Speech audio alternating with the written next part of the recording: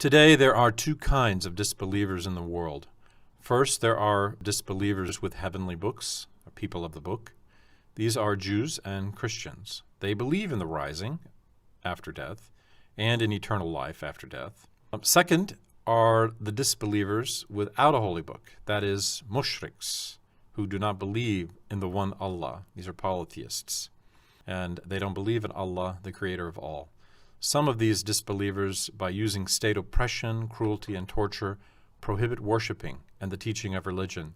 And some of them, through words that provoke feelings of goodness and humanity, cause others to fall into debauchery. They also cause them to be deprived of moral and religious knowledge. Putting forth false stories and mendacious examples, they deceive millions of people.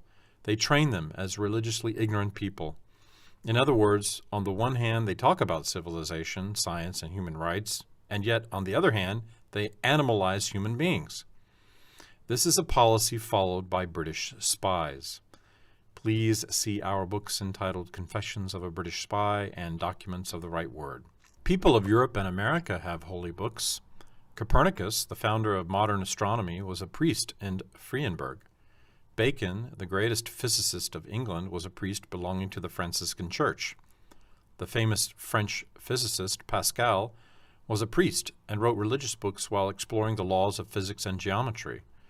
The famous Richelieu, who was France's greatest prime minister and the one who brought France to the leading position in Europe, was a high-ranking clergyman. Also, Schiller, the great German doctor and poet, was a priest. Bergson, the French thinker and a world-famous philosopher, in his books defended spirituality against the attacks of materialists. Those who read the books Matière et Mémoire, les deux sources de la morale et de la religion, and Essai sur les données immédiates de la conscience, will eagerly believe in religion and the next world. William James, the great American philosopher, founded the sect of pragmatism. In his book, Religious Experiments and others, he praised being a believer. French Dr. Pasteur, who had studied on infectious diseases, bacteria, and various vaccinations, willed that his funeral be performed with a religious ceremony. Finally, Franklin Delano Roosevelt, an American president who administered the world in the Second World War, and the British Prime Minister Churchill were Christian believers. Many scientists and politicians whose names we cannot remember were all persons who believed in the Creator, the next world, and angels. Who can ever claim that those who disbelieve are wiser than these people? They would have been good Muslims if they had seen and read Islamic books.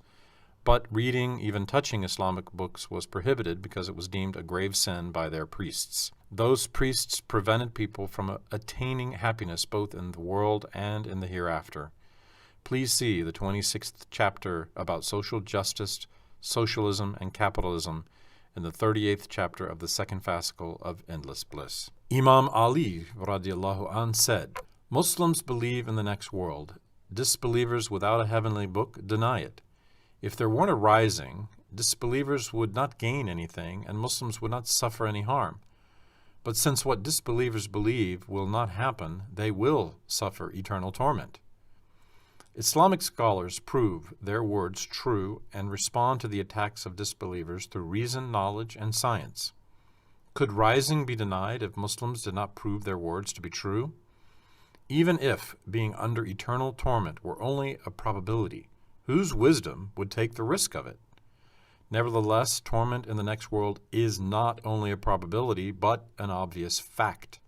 Then it is unwise not to believe. On the other hand, some enemies of Islam, seeing that through reason and knowledge they won't be able to vitiate the sound iman and belief of the people, and that they only display their own disgrace, resort to tricks and lies. They pretend to be Muslims, write false articles that seem to like and praise Islam, but in these articles and statements of theirs, by disputing the essential and basic principles of Islam, they cast a bad light on them, as if they were not part of Islam.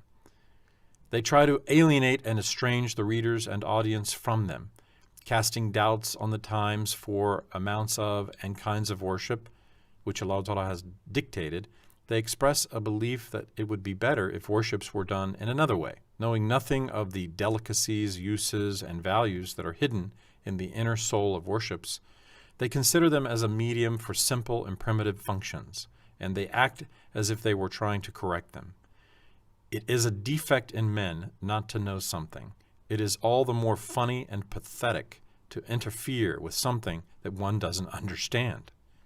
And the Muslims who obey and believe such ignorant people and suppose them to be wise are even poorer and more stupid. And some of those insidious and ignorant disbelievers say, yes, Islam commands developing good habits, being healthy, working hard, and it prohibits evils and matures people. These are necessary for every nation. Yet there are also social rules and the rights of family and community in Islam. These were established in accordance with the circumstances of ancient times. Today, nations have grown larger, circumstances have changed, and needs have increased. New rules and laws are necessary to meet today's technical and social improvements. Rules in the Quran cannot meet these needs. Such words are the absurd and out-of-place thoughts of the ignorant who do not know of Islamic laws and Islamic knowledge. Islam has declared clearly what justice and cruelty are, what rights and duties people have towards one another, families and neighbors towards one another, people towards the government, and government towards one another. Islam states what a crime is, and it has put basic rules upon these unchangeable concepts. It has not limited the practicing of these unchangeable rules on all events and happenings, but has commanded them to be practiced in accordance with common usage. In the book Dural ul-Hukam, a commentary to Majalla from Article 36 onward, it is written, the rules depending upon nas, ayats and hadiths with open meanings, or a dalil, that is a proof, does not change in the course of time. However, the rules depending upon customs and common usage may change with time. The hukm-i-kulli, that is the general rule, does not change, but its application to events may change in time. In worship, common usage becomes dalil in order to give clarity and to inform people of a rule which is not declared by a nas. To classify a custom as common usage, it must originate from the time of the Sahaba-i-Kiram, and it must be known that it has been used by the mujtahids and that it has continued to be used. In the rules of muamalat, transactions, customs prevailing in a region which don't contradict a nas also become dalil. These can be understood by scholars of fiqh. Allah Ta'ala has established the Islamic religion in such a manner that it addresses every new development and invention in every country, showing toleration and latitude not only in social life but also in worships. The Islamic religion has given men freedom and the right of ijtihad when they are confronted with different conditions and necessities. During the times of Hazrat Umar, the Umayyads, and such a big empire as the Ottoman Empire, large communities of various people living over continents were administered with these divine rules. Muslims' accomplishments and glories have been famous throughout history, and in the future, every nation, big or small, will attain comfort, peace, and happiness in proportion to the extent to which it obeys and practices these unchangeable divine rules. Nations and societies which deviate from the social and economic rules declared by Islam will not escape hardships, suffering, and trouble. It is written in history that this has been so with nations in the past, and so will it certainly be in the future. History is repetitive. Muslims should attach great importance to national unity and solidarity. They should be extremely active materially and morally in making their country stronger. They should learn the teachings of the Islamic religion very well. They should abstain from harams, and they should pay their debts to Allah Ta'ala and His born slaves. They should be embellished with the beautiful morals of Islam and should not cause harm to anybody. They should not be a means of agitation or anarchy. They should pay their taxes. Our religion, Islam, wants us to behave in this manner.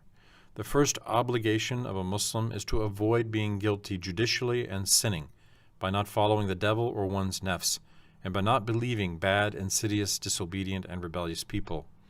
Allah Ta'ala imposed 3 obligations on His human beings. The first obligation is a personal obligation.